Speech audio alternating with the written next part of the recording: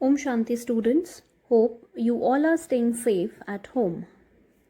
Today I'll be going to explain you chapter number 2 of Business Studies, class 12th, that is Principles of Management.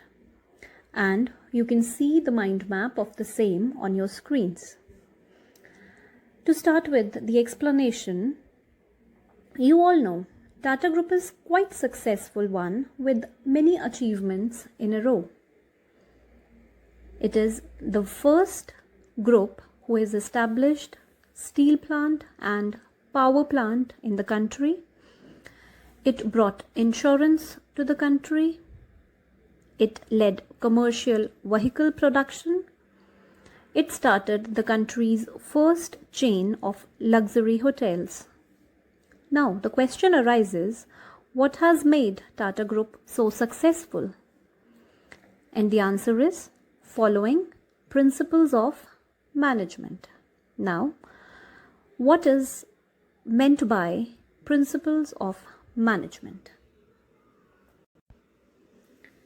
Principles of management are broad and general guidelines for decision making and development of the behavior on the basis of experimentation and observation, as well as the personal experience of the managers.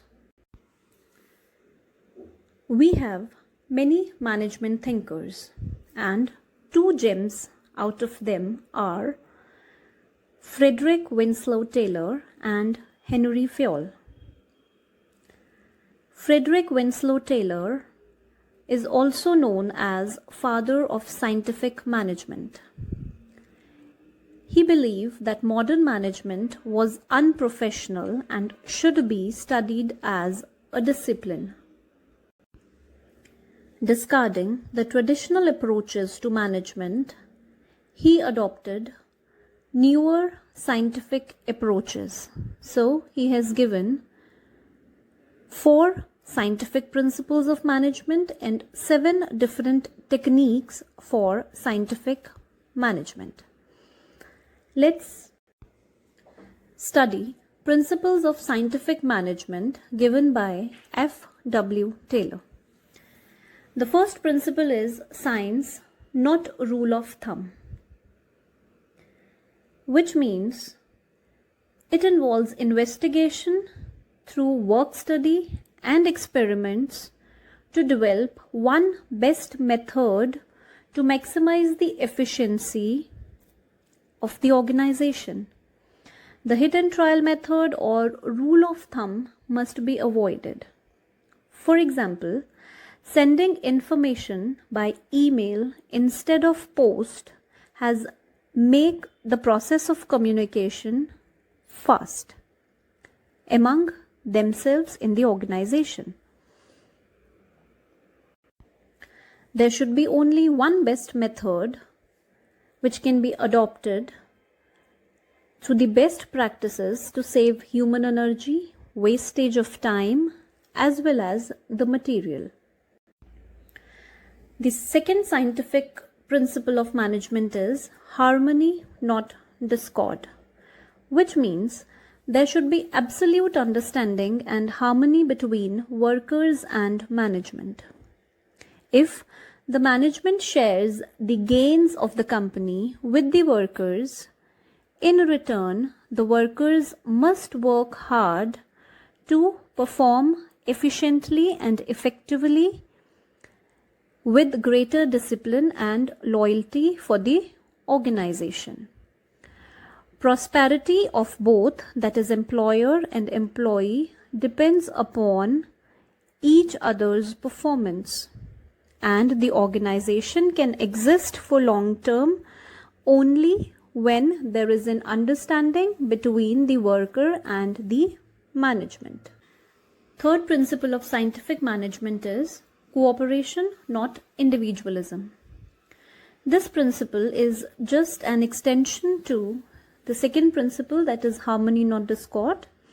According to this principle, the competition should be replaced by cooperation, And the management should award workers for giving valuable suggestions and must involve them in decision making so that the workers feel connected with the organization. And on the contrary, workers should also avoid making unreasonable demands and strikes so that a proper harmony can be created among employer and employee. A healthy relationship would be shared by them.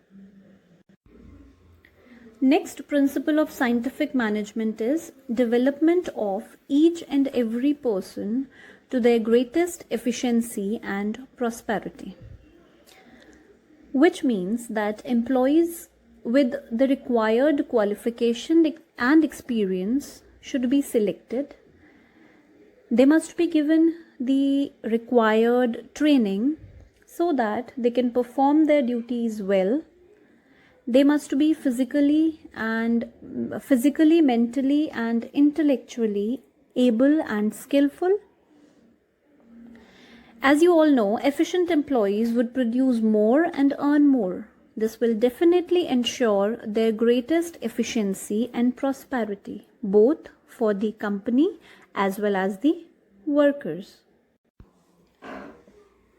The next topic of study given by F.W. Taylor is techniques of scientific management.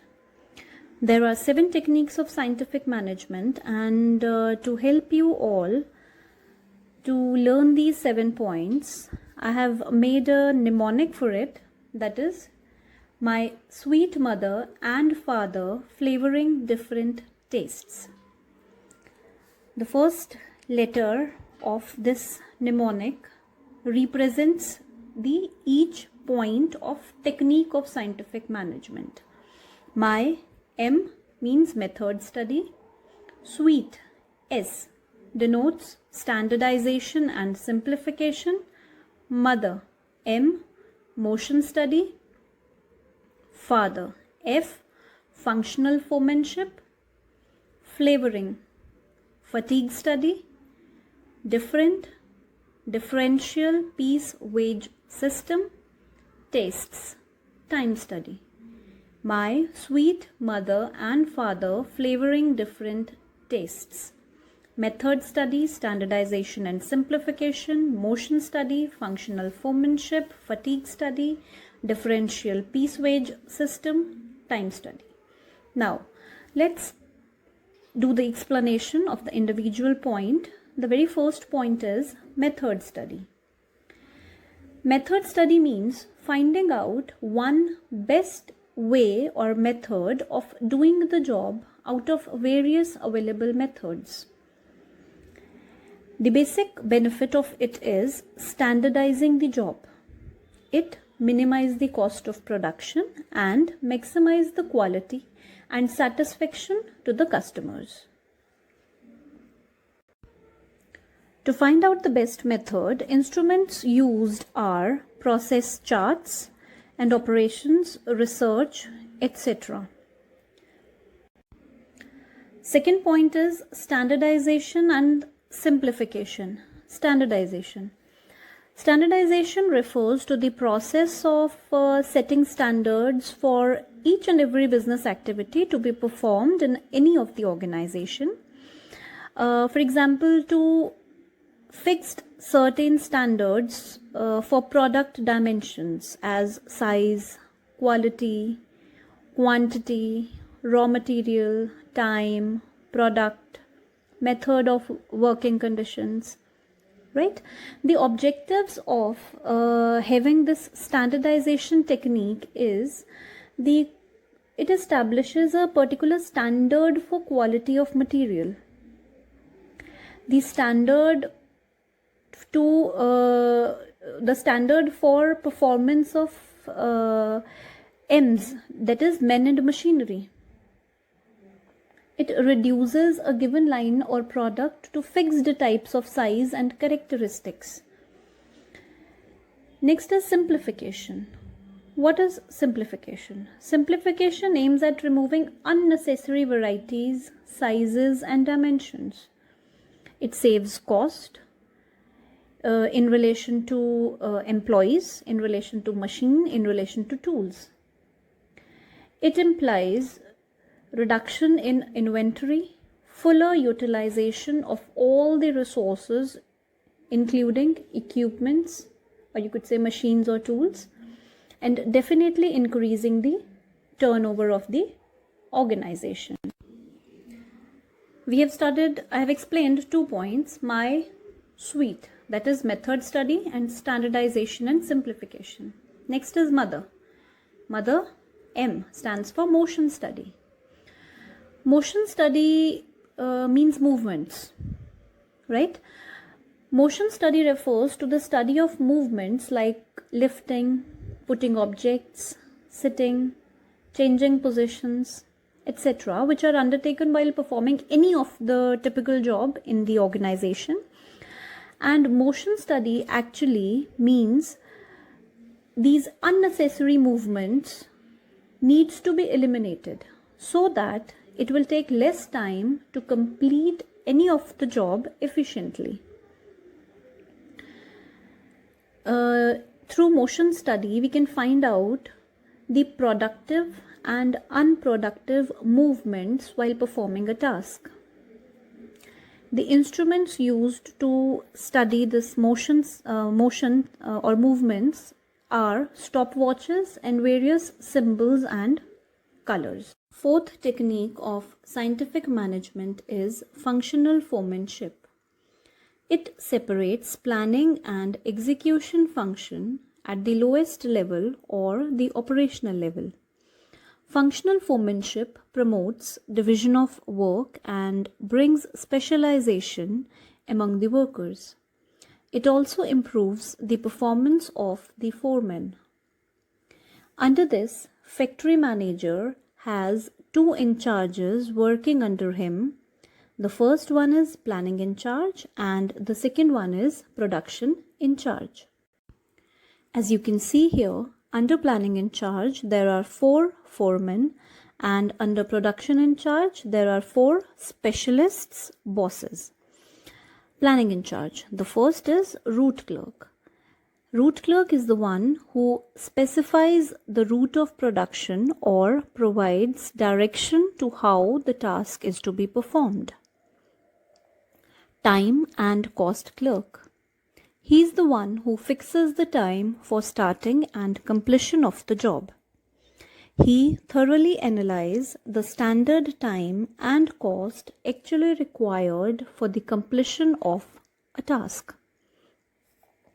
Disciplinarian. He is the one who maintains discipline and see to it that all the rules and regulations of the organization are obliged by everyone working in the organization. Card and instruction clerk. He is the one who issues instructions required by the workers to execute or perform a particular task. On the right hand side, you can see production in charge, and there are 4 specialist bosses under him. The first one is inspector. Inspector, one who checks the quality of the work. As you have already studied in the export-import procedure, inspection. Inspection means to inspect, to visualize in detail, to check in detail whether the quality of particular goods are up to the mark or not.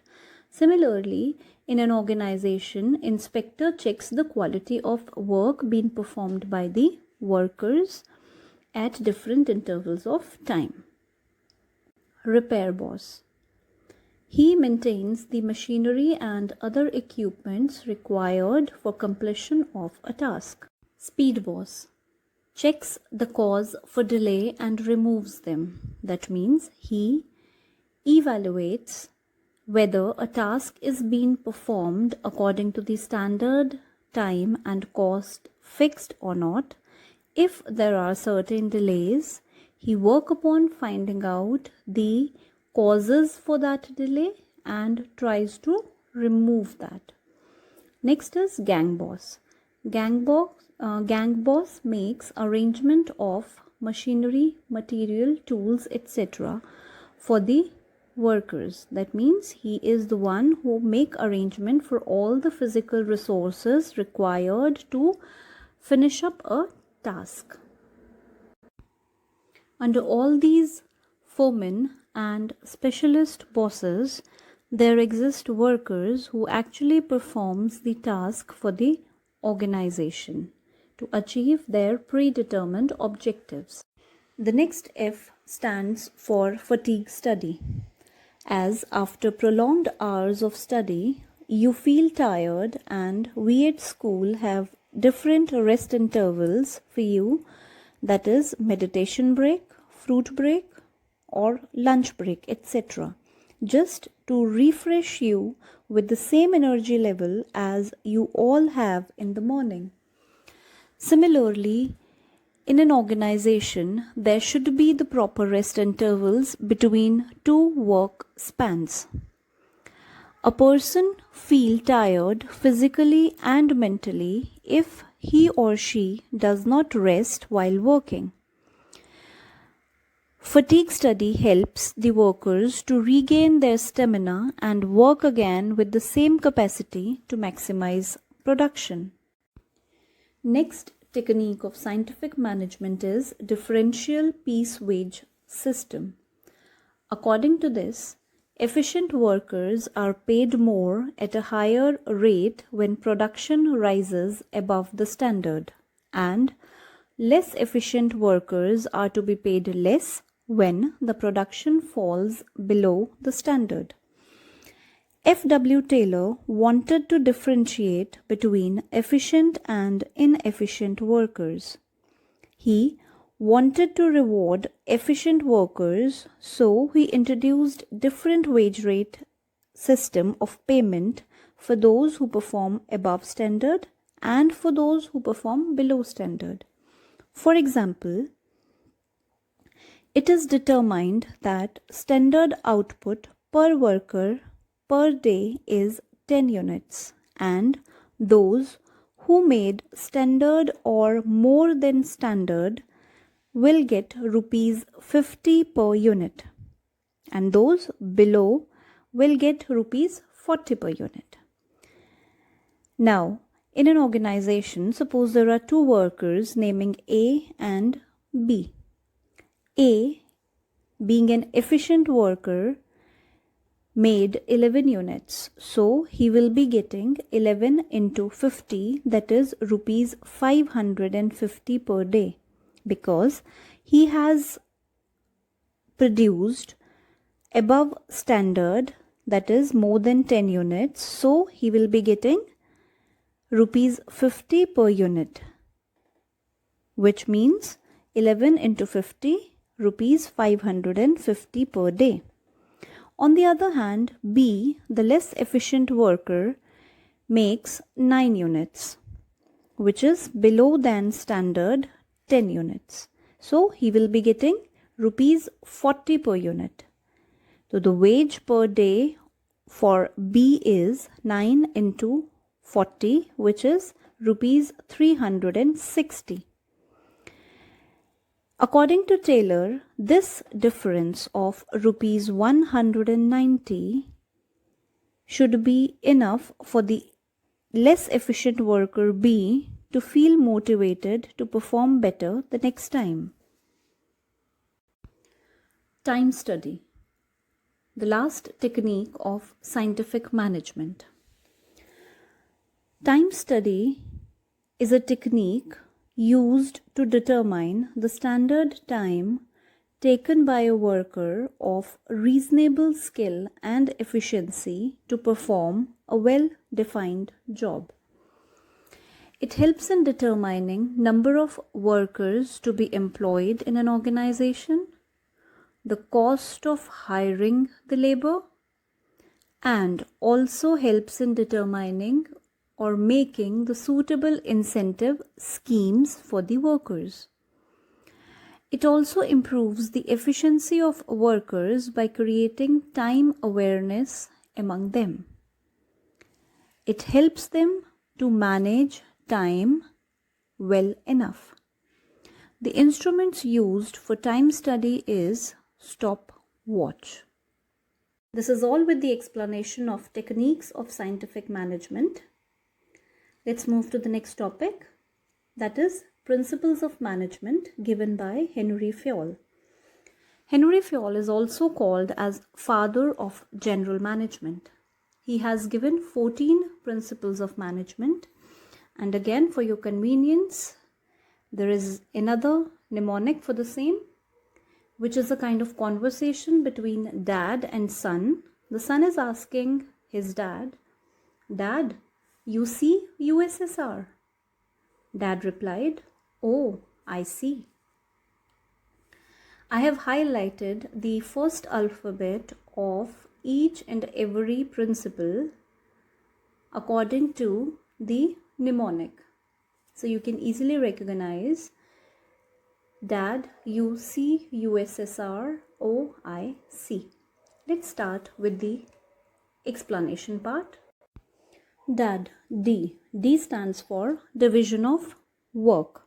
As the name suggests, every task should be divided into smaller tasks and assigned to the right person who is capable enough of performing that job. And when a person continuously is performing same task over a period of time, he got specialized into the same.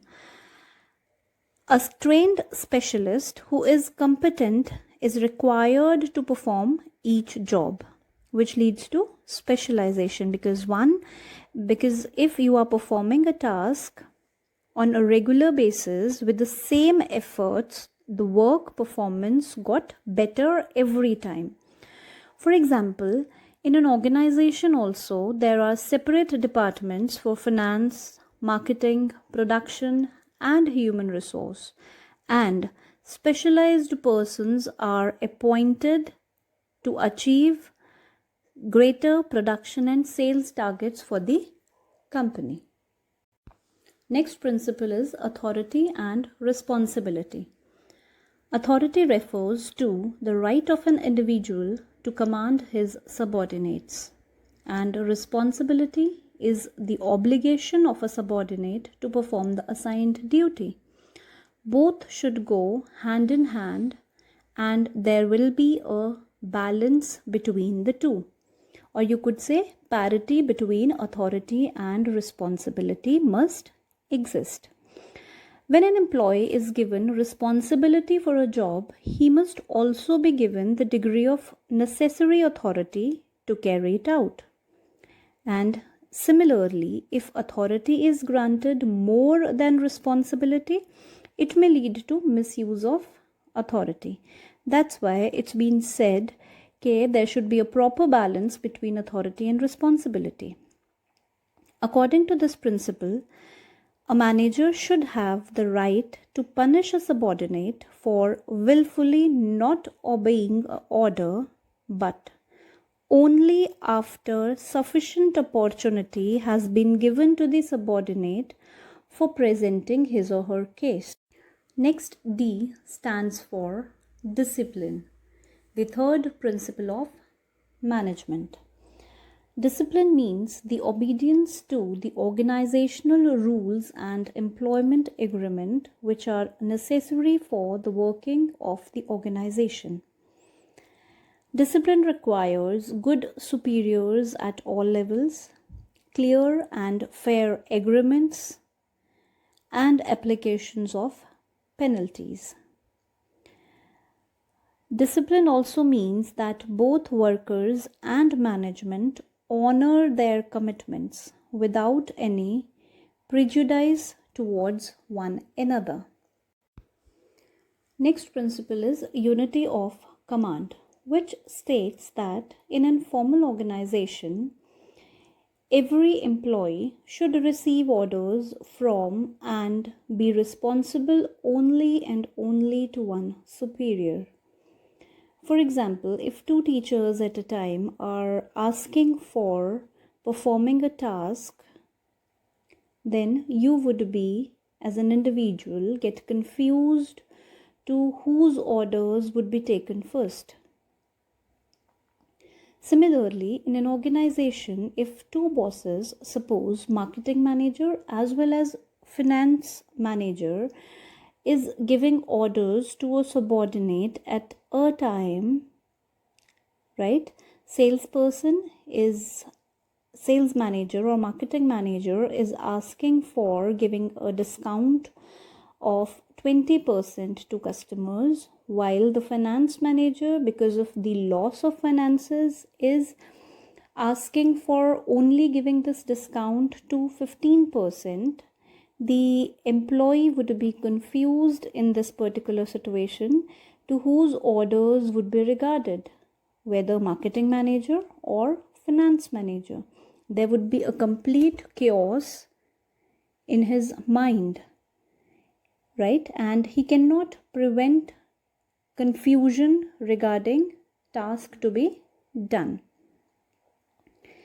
If this principle would be followed properly, there would be stability, there would be proper discipline in the organization, and orders would not be disturbed. Next principle is centralization and decentralization. Centralization, center. As the word speaks itself, center means all the decision-making authority is retained by higher level management. It generally exists in smaller organizations where the workload on top level management would be less enough. Decentralization, the process of giving authority or distributing authority at lowest level of management to take certain decisions but within their respective powers.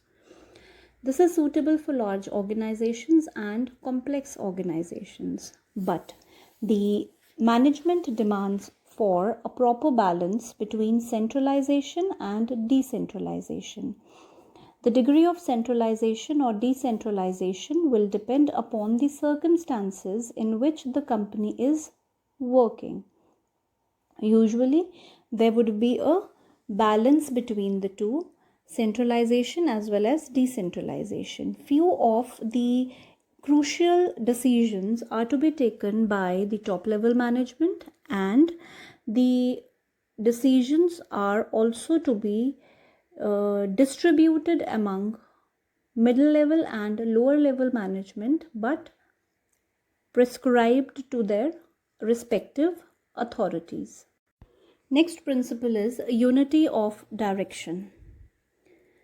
All the units of an organization should be moving towards the same objective through coordination and focused efforts. So you need to remember one thing for unity of direction, that is, the major objective of this principle is one head and one plan. One head and one plan. When you are obliging with unity of direction, it ensures unity of action and coordination.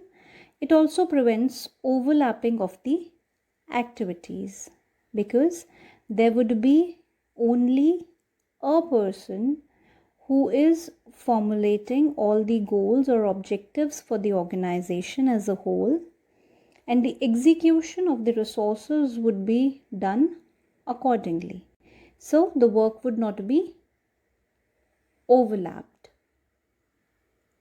Next principle of management is subordination of individual interest to general interest, which states that goals of the firms are always supreme and be kept on priority. Employees must put away their personal interest, and the company's objectives always comes first. Employee should not fall into temptation of misusing his powers for any of his individual or family benefit, especially at the cost of workers or company. This will raise his stature in the eyes of the workers, and he can also expect the same behavior from his employees. Stability of tenure, the next principle of management. In an organization, personnel are selected and appointed after due and rigorous procedure. So, employees should not be shifted from their positions frequently. The period of service should be fixed.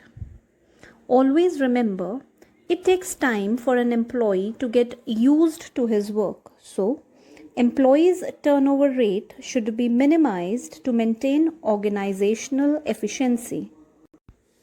Remuneration of employees. This principle states that the overall pay and compensation to the personnel should be fair for both employees as well as for the organization.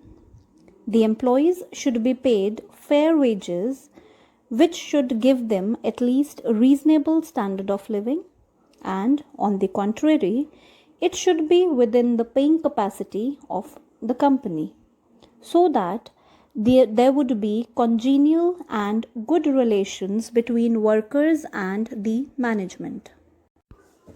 Order. The next principle of management states that a place for everything or everyone and everything or everyone in its place. Please learn this line. I repeat, a place for everything or everyone and everything or everyone in its place. Suppose in a school, books are kept in office, chalks in the library, and office records in the staff room. In this case, the management principle of order is violated, and in the absence of orderliness, school objectives will not be achieved efficiently and effectively. So, this principle states that to ensure effective utilization of the available resources in an organization, orderliness must be followed properly so that there would be no hindrance in achieving the organizational goals. Initiative.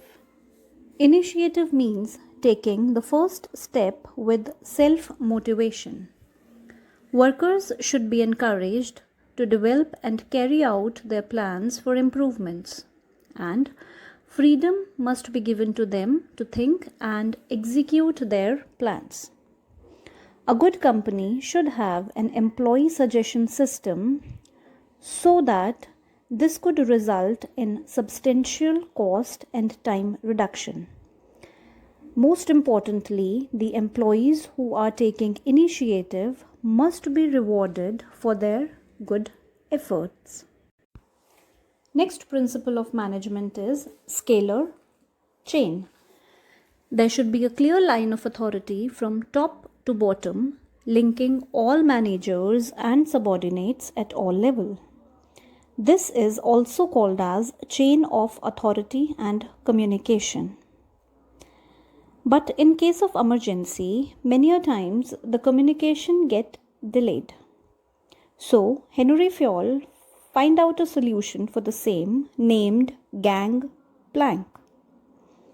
It is the shortest route which can be observed in case of emergencies, in which the subordinates may contact their superiors, disregard the hierarchy of control. However, the immediate superiors must be informed about the matter. For example, a worker cannot directly contact the CEO of the company. If at all he has to, then all the formal levels, that is, foreman, superintendent, manager, director, etc., must know about the matter. However, in an emergency, it can be possible that a worker can contact CEO directly, but the matter must be informed to his immediate superiors. Next principle is equity. This principle emphasizes kind, fair, and impartial behavior of manager towards workers. There should be no discrimination against anyone on account of sex, religion, language, caste, belief, or nationality, etc. For example, in multinational corporations, people of various nationalities work together in a discrimination-free environment. Equal opportunities are available for everyone there to rise and get equal exposure for each and every opportunity. The last principle of management given by Henry Fayol is Esprit de Corps. According to this principle, there should be cooperation and teamwork among all the members in an organization. Management should promote teamwork, especially in large organizations, because otherwise objectives of the organization would not be achieved efficiently, or you could say it would be difficult to realize such objectives. A manager should replace I with we in all his conversations with workers so that he could encourage team spirit among them. This will give rise to a spirit of mutual trust and belongingness among the team members, and it will also minimize the need for using penalties. This is all with the principles of management given by Henry Fayol, and the mnemonic for the same is DAD, UC, USSR, OIC. Division of work, authority and responsibility, discipline, unity of command, centralization and decentralization, unity of direction, subordination of individual interest to general interest, stability of personnel, remuneration of employees, order, initiative, scalar chain, equity, and esprit de corps. Now, the next topic of the chapter is features or characteristics or nature of principles of management. And the mnemonic for the same is UC. C and E are postgraduate in business and finance. Alphabets underlined in the mnemonic are highlighted in the points of features of principles of management so that you can easily correlate. U, universal, applicability. C, contingent. C and E, cause and effect relationship. P, post, practice and experimentation, graduate. G, general guidelines. Business. B, behavioral. F, finance, flexible. Now, let's begin with the explanation part. The first feature is universal applicability. The principles of management apply to all types of organizations at all levels and at all the times, whether it be a business or non-business organization, small or large, public sector, private sector or service sector, manufacturing unit or trading unit. For example, the principle of division of work is applicable everywhere. In Domino's as well, where you relish pizzas. In organization, where we have separate departments like production, finance, marketing, research and development, etc.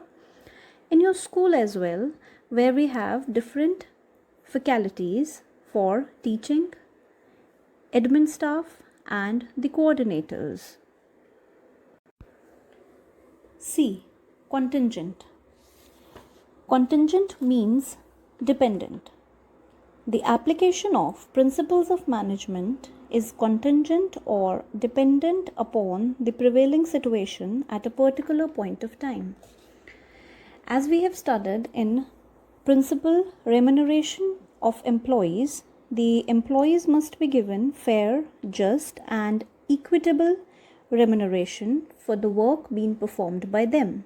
But this depends upon the capabilities of the employees as well as the paying capacity of the organization. Next feature is cause and effect relationship. The principles of management are intended to establish relationship between cause and effect so that they can be used in similar situations in a large number of cases. For example, if wages are paid on differential piece wage rate system, the quantity of work will increase but the quality will suffer. In this example, the poor quality of production is the effect. And what is the cause? The cause is different piece wage rate system. Different wages are being given to the efficient and inefficient workers. Next feature of principles of management is practice and experimentation. The principles of management are formed by experience and collective wisdom and intellect of managers as well as experimentation. The technique of fatigue study is the example for the same. It has been evolved by the experience and wisdom of the managers. Proper rest intervals not only increases the efficiency of the employees for the organization, but it also improves the physical conditions and reduces the stress of the employees. The next feature of principles of management is general guidelines. The principles of management are general guidelines to action and behavior of managers. For example, in dealing with the situation of conflict between two departments, a manager may emphasize on the principle of subordination of individual interest to general interest given by Henry Fayol, highlighting the overall goals of the organization rather than having a conflict between two departmental goals. The principles are guidelines to action and they also provides solution to all the managerial problems. Behavioral. The principles of management are mainly behavioral in nature as they aim at influencing behavior of human beings. It enables a better understanding of the relationship between M's, that is man and material. Principle of order is the best suited principle that relates to this particular feature as orderliness is always required so that workflows are matched with the flow of material and movement of men. The last feature of principles of management is flexible. Flexible means to be modified or changed if the situation demands so. The principles of management are also not rigid. The principle of centralization is applicable when the size of the firm is small, and decentralization is applicable when the size of the organization is big, which means the organization is adapting itself according to the size of operations. This is all with the explanation of features of principles of management. Let's move to the next topic, which is significance or importance of principles of management. And here comes the mnemonic for the same. Sir, see to the social matter. There is certain difference in spellings of some of the words as CE, matter, M-TER. But for sure, this mnemonic will help you in learning all the 6 points of importance of principles of management. SIR, S-I-R, S, scientific decisions, I, insight into reality, R, optimum utilization of resources, CE, changing environment, social responsibility, matter, M-TER, management, training, education and research. Let's begin with the explanation part. The first point of significance of principles of management is scientific decisions. Principles of management are based on logics rather than blind faith. As we have studied the principle of scientific management, science, not rule of thumb. which means hit and trial methods are to be ignored. The decisions must be based on the logics that would be free from personal bias. For example, differential piece wage rate system. This system helps to differentiate between efficient and less efficient workers, and obviously motivating the less efficient workers to improve their efficiency for their own betterment as well as for the betterment of the organization. Providing managers with useful insight into reality. By continuously adopting to the principles of management, it will add to the knowledge, ability, and understanding of the managers to different situations and circumstances. It also helps the managers to save time by solving recurring problems quickly and learn from their past mistakes. By giving work to their subordinates, superiors can reduce their work burden. The next point of significance of principles of management is optimum utilization of resources and effective administration. As you all know, the resources available with the company are limited, whether it be human resource or material. And the wastage associated with hit and trial approach, or you could say rule of thumb approach, can be overcome by scientific approach and be optimally used to best of their efficiency. This also, or you could say optimum utilization of resources, also depends upon the effective administration, as the decisions are free from personal bias. Meeting changing environment requirements. The next point of significance of principles of management, meeting changing environment requirements. As we all know, principles are general guidelines, but they can be modified and help managers to cope up with the changing requirements of the environment. Management principles are flexible to adapt to dynamic business environment. For example, now many of the companies are outsourcing their non-core activities to reduce their cost. And Airtel can be taken as the example for the same. Airtel has started outsourcing its non-core business activities like customer care center, advertisements, which has reduced its cost many a times. Fulfilling social responsibility. The increased awareness of the public forces businesses to oblige their social responsibilities. Management principles have also evolved in response to the demands of the public. Equity. The principle of equity is the best suited example in which we does not only talk about equity in wages, but many more features. Similarly, the Lifebuoy Swasth Chetana program, started in 2002, is an initiative in India for rural health and hygiene. Social responsibility not only includes customer satisfaction but also care for the environment and social welfare. Last but not the least, next point of importance is management, training, education and research. Principles of management are the core of management theory nowadays. Entrance to management institutes is preceded by management aptitude tests. Management principles provide basic groundwork for various disciplines. Professional courses like MBA, BBA also teaches these principles as a part of their curriculum.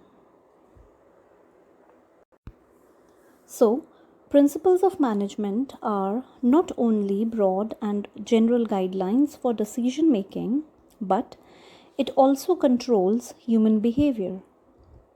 Management principles are indispensable and are the main reason for success of any organization.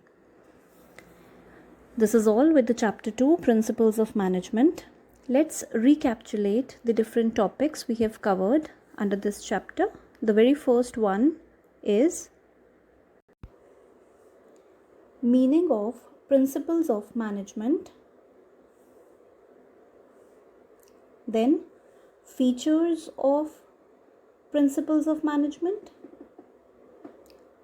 Then significance or importance of principles of management. Number 4, principles of management given by Henry Fayol. Then principles of scientific management given by F.W. Taylor. Number 6, techniques of scientific management given by F.W. Taylor.